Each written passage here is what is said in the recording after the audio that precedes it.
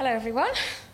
So being asked to come here and talk about things from a national context, coming from Newcastle with a team of 12 people, seemed quite scary. But actually, as I go through my presentation today, hopefully you'll see that that's also kind of the point.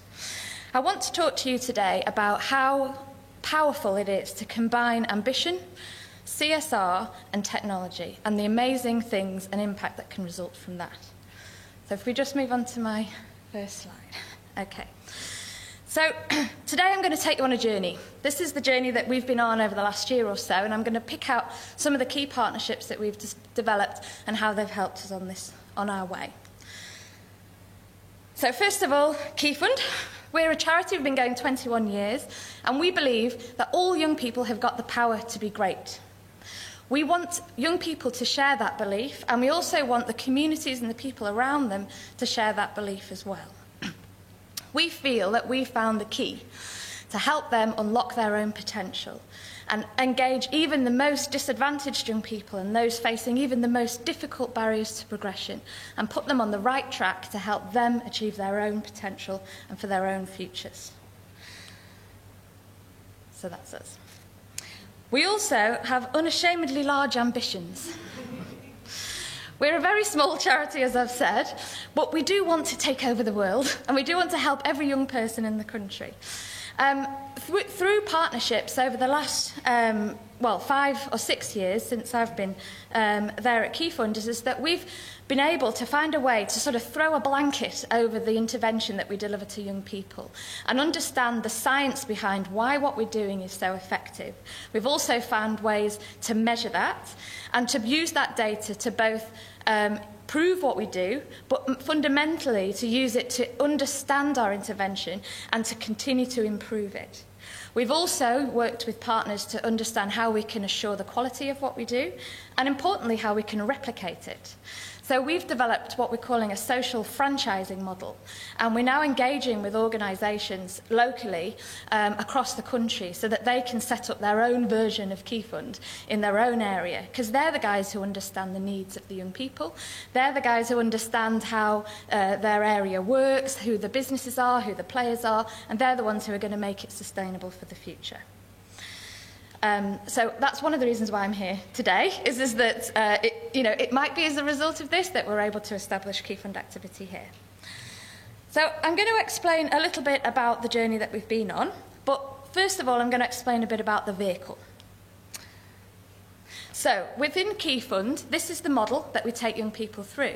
And actually, Lisa's almost done my job for me, because what you were describing there is actually the core ethos behind what we do. And I'm explaining this vehicle not just so that you can understand a bit more about Key Fund, but also because it's a philosophy that you can put into every partnership that you develop with the charity.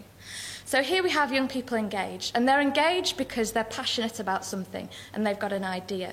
Kareem earlier was saying that it was sport that changed his life. And now that's true, but actually behind that it was your passion and your interest in karate that changed your life. That's what took you on the route that you were on, and that's how you found people to support you and to support your autonomy, to support your relatedness, and to support your competence in that area. And that's what helped you to succeed.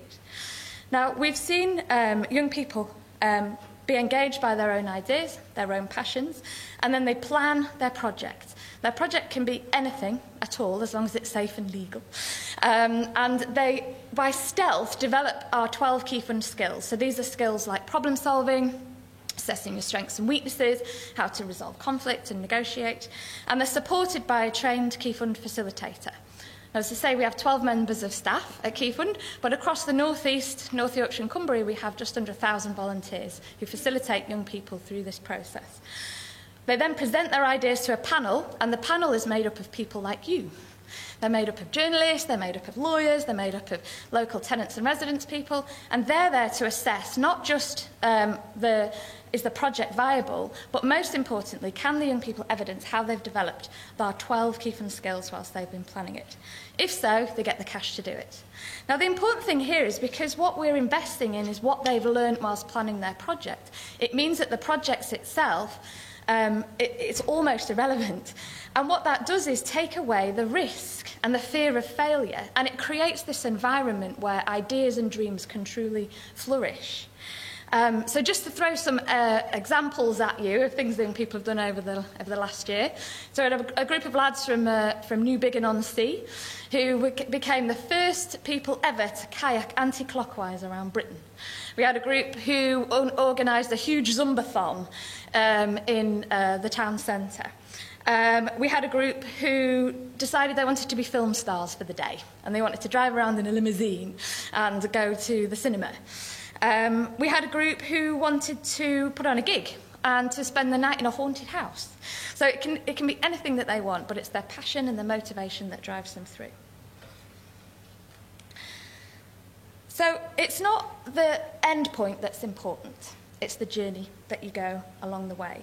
And for me, partnerships with the private sector is so vital. So it's not just about the partnership, it's about what you learn along the way, and it's about creating a reimagined future.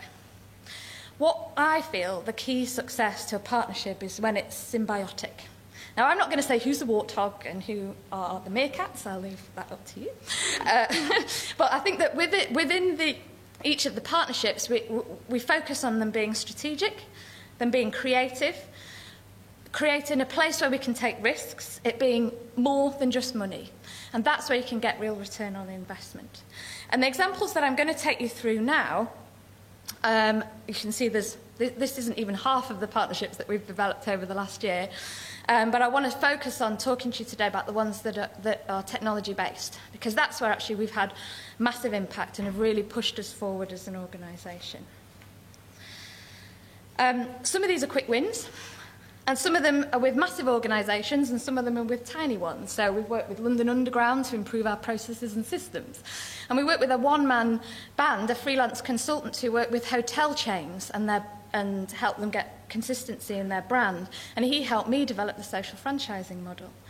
All of these partnerships are about transferring skills and knowledge between the individuals and the organisations. And as I say, when you're using technology, this is where great stuff can happen. The first example I'm going to give you is after we work with ASDA. So we work with about 6,000 young people a year, so we've got just under 1,000 volunteers. And we were starting to get, our system was just creaking and it was becoming unmanageable. Also, we were collecting all this juicy data and we weren't able to get at it in a way that we could properly analyse it. So ASDA gave us a big slug of cash to develop our own online database. Very exciting. However, we found that although we knew what we wanted it to do and we knew what information we wanted to get out of it, we didn't have a Scooby-Doo how to commission it or even how to write an effective brief. So we were in this really frustrating place. So we engaged with Sage. So they came in, and part of their charity employment days, they had 2 guys who spent about 2 or 3 days each with us, and they helped us to work out what sort of system we needed, which ended up being a bespoke one built from scratch, not a tailored off-the-shelf, which was what Sage provided. Luckily, we were too small to affect the advice that they gave us. And they helped us recruit and interview the different developers. So actually that was only a few days really of investment and time from Sage, but what that did is helped us create a system that generated 30% efficiency savings for us in back office costs. It also gave us access to our data for the first time, and this sent us on a massive forward trajectory and the journey to the next exciting partnership. So here we work with EMEA. These are the guys behind Nectar cards and the Nectar points. So imagine how much information and data crunching these guys are doing. What they wanted to do was bring over a project called Data Dive, which they'd come across in America. There was a company called DataKind, previously called Data Without Borders, and they were trying to match data scientists up to social organisations who had data and interesting questions. And they brought this over to the UK for the first time. They decided to work with 3 organisations, which included Oxfam, Place to Be, which is a national multi-million-pound mentoring project, and Key Fund. So this was an awesome opportunity for me to spend 2 days with a whole team of hackers looking at my data and helping me understand more about our intervention. What this helped us to do was to take back the findings and integrate them into our organisation. So we're now questioning at Key Fund whether we need 4 stages or 3. We've also looked at some of the types of projects that the young people are doing. So we've been able to integrate real changes into the organisation. We've also since managed to find some cash to support us bringing our own in-house research and impact analyst, which is phenomenal, and it's just taking us further and further. For EMEA, they did this because they wanted to help connect their staff to other data scientists in the field. So about 2/3 of the participants at the data dive were their own staff, but they got to mix with people from across the country. And that's where I met Dirk, who introduced me to Vanessa at the Random Acts of Kindness event. They also used this to then, the results of the data dive, to inform actually their future CSR strategy. They decided that these one-off sort of bang events were great, but what the charities really needed and what we really needed was a longer term to support, because I felt frustrated after the event that we got all of this juicy stuff, but then I didn't have the ability to go back and reanalyse my data in a few months' time. So they've now got a new CSR plan that involves having data ambassadors. And the individuals that were involved in that data kind of gone on to do fantastic things within their organisation, have been noticed by the bosses. For DataKind, the American company, there was so much interest in the work that they were doing is that EMEA and some Mozilla and Teradata have managed to convince them to open up a UK chapter. And as of yesterday, they were granted official charity status by the Charity Commission and have asked me to be a trustee. Gulp. So that's going to take us on a whole new direction. One of the other paths that this created for us was around Nominet Trust. I don't know if... Oh, sorry, forgot about that one. That's about us growing the new different paths. That's the problem with these things. Okay, so the Nominet Trust. So the Nominet Trust, there was an individual from Nominet Trust at this data dive. And they are a non-profit organisation, they're registered domain names, and they've started to make a lot of profit. So they're in an awesome position where they're able to take real risks in the investments, and they've got a programme called the Digital Edge. And gentlemen at that event asked me to think about how we could manage and use the support of Nominet Trust moving forward. Now, they have big dreams, Nominet, and so do we. So this was a great opportunity for us to come up with a crazy big project. One thing that we discovered, looking at shed loads of data and research, is that there was absolutely no evidence whatsoever to connect levels of ambition with socioeconomic status when it comes to young people. So lots of funds are invested in raising the aspirations of the poor. Don't, it is a waste of money. It's not what young people want that is the problem. It's what they become, what they expect they will achieve, and what access to opportunities they have to further their own potential and their own interests. So we created a project called Ambition Lab, and we had 4 stages to it, and we're still in the middle of it at the moment. It's took on a life of its own. The first part is research. So we thought, if it's not what young people want that's the problem, how can we really sort of categorise and work out exactly how you can help young people from lower socioeconomic backgrounds to level the playing field? We got support from the University of East London. They were really interested in what we were doing from their Applied Positive Psychology department, and have managed to get some of their research fellows involved in it. We've then made a film about this, which we're premiering next week. And a local motor dealership called Benfield, a family business, really connected with this concept that we were working on.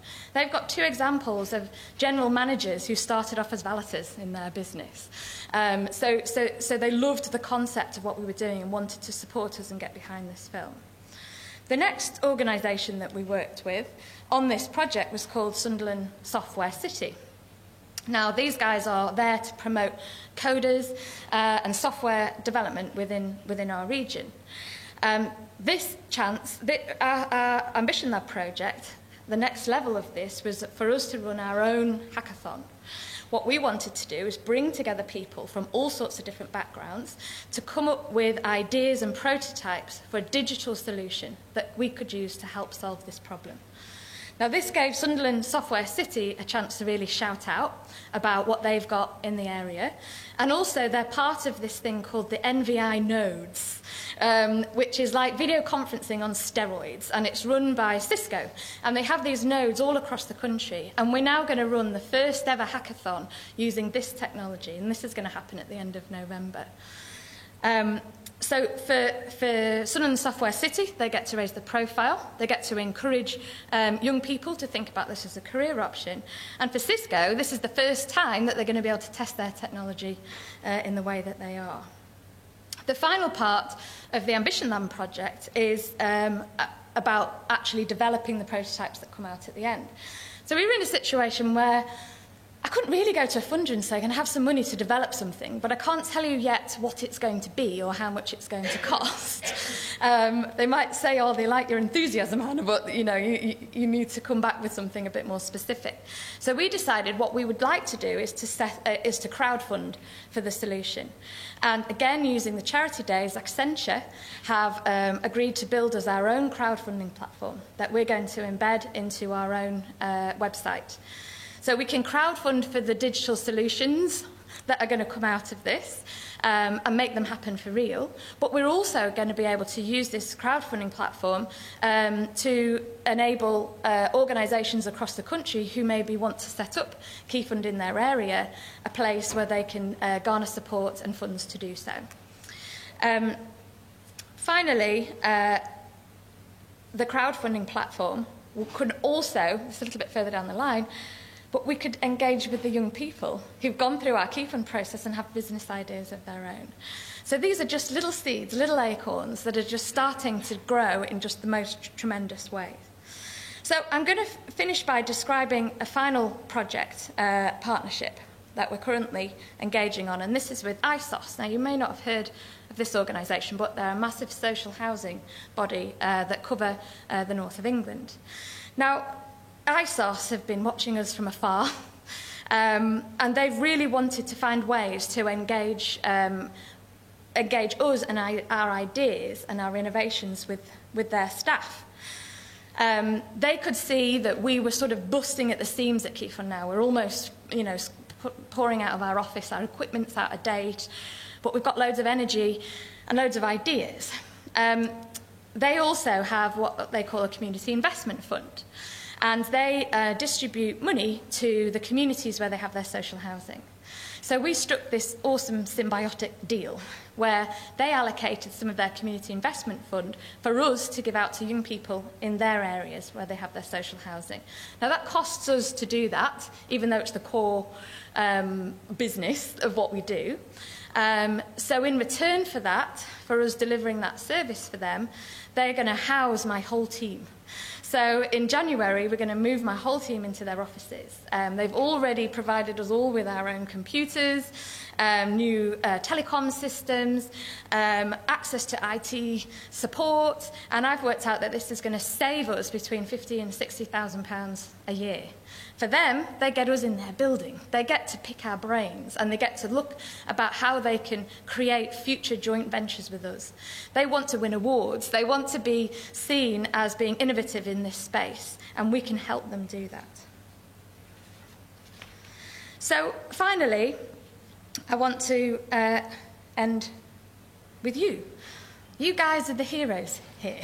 You can be the heroes here. I think for you, if you can take anything away at the end of this conference, it's about trying to find a cause that you believe in, a cause that you're passionate about. It's also about finding organisations that share your values and share your ambitions and are willing to go on a journey with you. Please take risks. Please invest in the journey that you're going on, the things that you're learning, and worry less about where it is that you're going to end up. And I promise you, you'll have such an exciting time. So go forth and do good.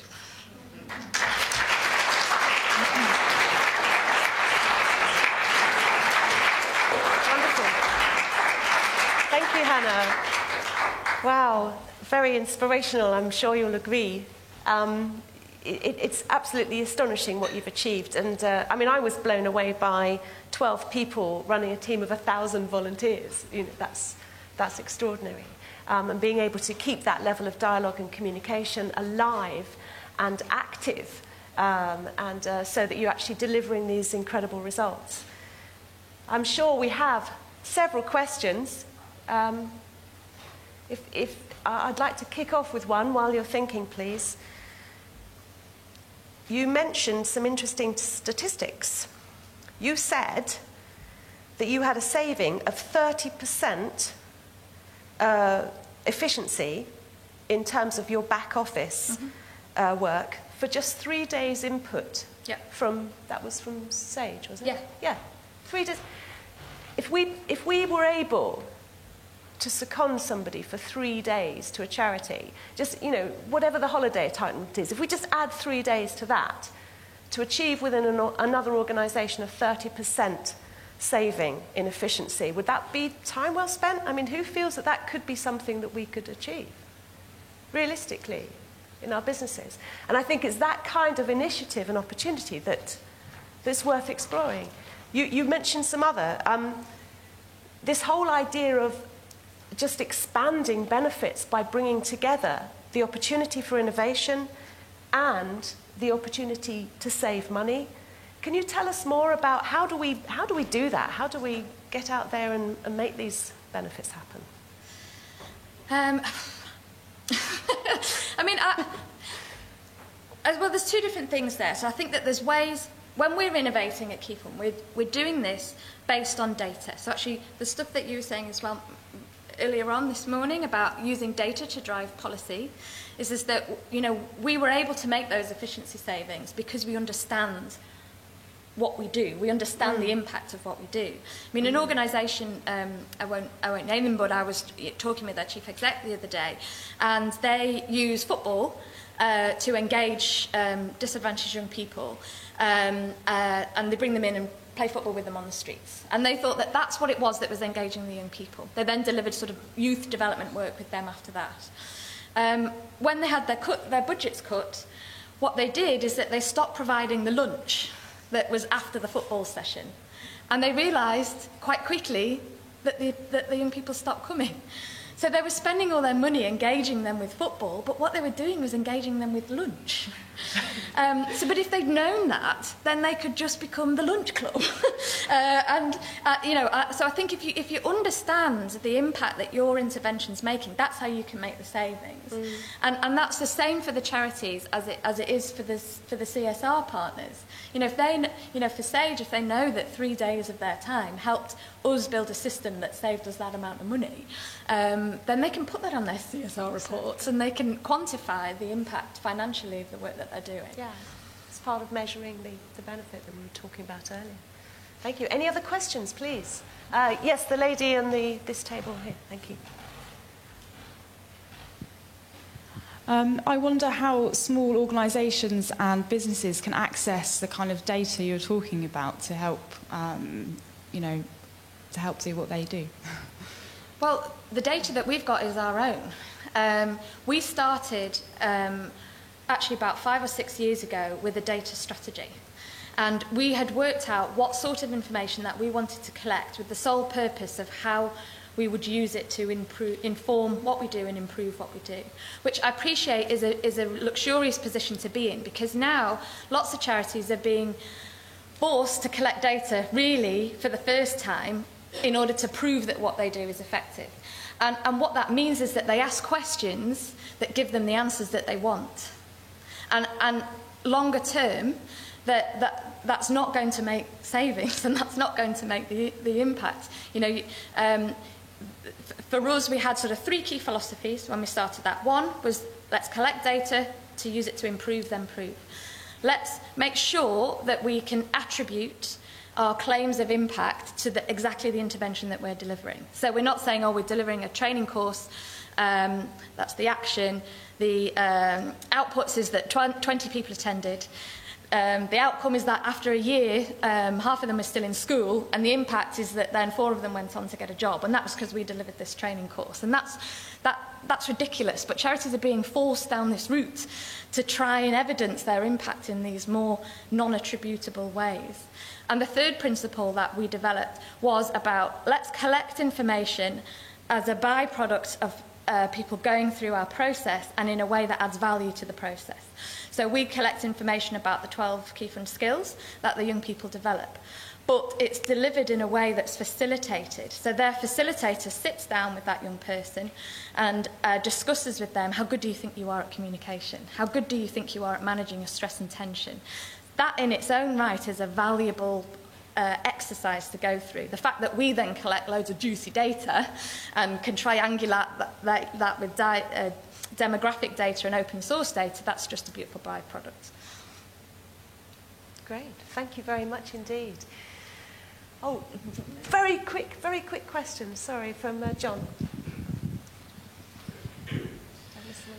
Hannah, I have to say I'm truly amazed by what you seem to have achieved over the last few years. I think it's absolutely fantastic. I've got a question, though, regarding the corporate partnerships you've established. Interested to know how they came about. Did you go knocking on doors, or did these organisations find out about what you're up to and effectively beat a path to your door? I think with ISOS is an example of someone seeking us out, and that's because we had done this sort of activity and we're getting to a position where we could really raise our profile. But I suppose that's really the first time that that's happened. Actually, no, it's not. There's a couple of other examples where we've been Googled and someone's kind of like found out about us. But actually, comms and PR isn't a strength of ours either. So, you know, I think that charities could benefit more from doing that so that people then approach them. Actually, to coin a Northeast phrase, shy bairns getting out. So that's our philosophy. We went down, beaten down the doors of other organisations, and you'll see there the range of, you know, massive global organisations to regional bodies to one-man bands. And for us, it's about us trying to find businesses that we think have the skills to help us with the problems that we have at that point and at that time. Thank you. I would, very, very quickly, Jane, please, one more, and then we'll have to move on. Thank you. Sorry, lady at the front here. Thank you. Hi, Hannah. I work for PLOS, and as part of what we do, we have a social franchise that is a part of our model. It's not an entity. And I was wondering how you go about marketing a replication of your entire entity, maintaining your brand and your ethos when you're not running that. And then who are you actually marketing your social franchising projects to? Is it to local authorities or is it to big businesses? Well, our social franchise actually sounds similar to yours in is that our franchisees are... It's not quite a franchise and it's not quite a licence, and we're struggling to find the right language to describe it. But the organisations who have taken it on deliver Key Fund as part of the wider things that they do. So, for example, in North Yorkshire, our partner is the local authority. So the county council has the licence and they've set up their own network of volunteers and they're delivering Key Fund across the county. In other areas, we've got like an academy school, for example, who've looked at working with their network of Key Fund facilitators and panel members is built of participants and youth projects in the catchment area of their school. So for us, it's difficult to market it because actually it's a reasonably new concept still within the sector. And the biggest risks for us, you're right, are brand and quality and managing our IP. And we've toed and froed with the model for a long time to get to what we feel is now we've sort of hit the sweet spot, which is a balance between providing something that if you don't do this right, it's not Key Fund, you might as well do something else.